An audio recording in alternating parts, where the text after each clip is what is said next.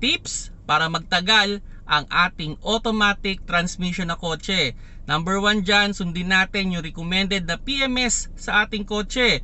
Normally sa mga transmission, every 40,000 kilometers or 2 years, dapat nagpapalit na tayo ng transmission oil at filter. Number 2, make sure na tama yung paggamit natin ng sasakyan. Like for example, from park, reverse, neutral, and drive, dapat naka full stop ang ating sasakyan bago tayo mag-i-interchange.